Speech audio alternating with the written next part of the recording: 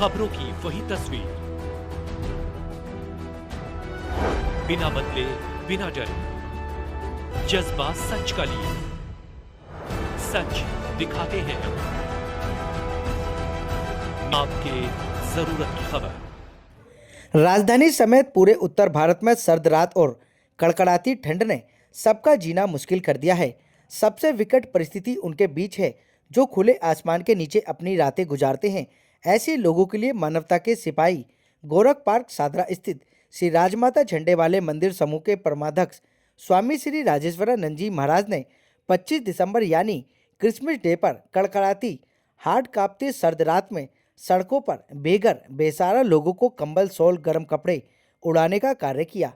सदगुरु राजदरबार के प्रबंधक राम बोरा ने बताया कि विशेष रूप से क्रिसमस डे की कड़कड़ाती ठंड रात में जब लोग अपने कमरों में हीटर लगाए कंबल ओढ़ने के बावजूद भी कपकपाते हैं, ऐसे में गाड़ियों का काफिला और शिष्यों का समूह लेकर एक फकीर स्वामी राजेश्वरानंद जी महाराज सड़कों पर बेघर बेसहारा लोगों की जान बचाने की खातिर अपनी उम्र और रोगों को दरकिनार करते हुए सेवादारी करते हुए सुनसान सड़कों पर ठिठुरते बेसहारा लोगों को कंबल, शॉल, टोपी, गर्म कपड़े ओढ़ाकर साथ में चाय बिस्कुट देकर उनके प्राणों की रक्षा करते हैं।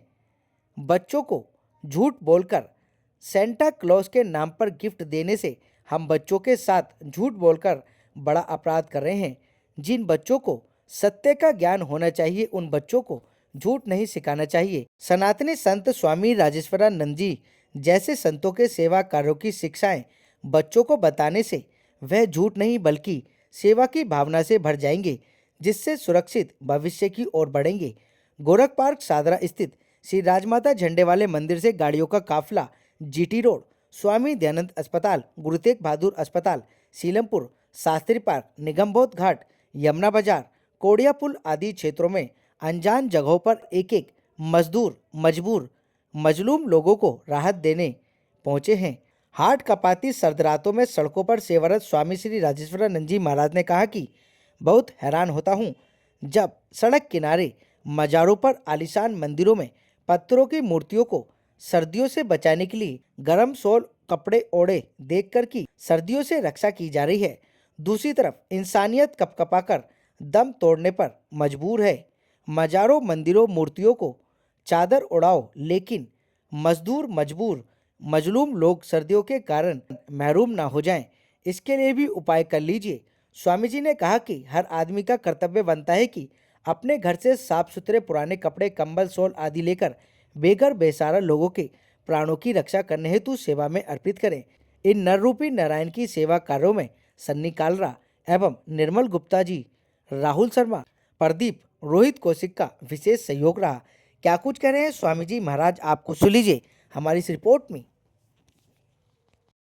बच्चों को झूठ क्यों सिखाते हो कि रात को सेंटा क्लॉज आया था, आपको गिफ्ट देकर गया है तो झूठ ही है ना।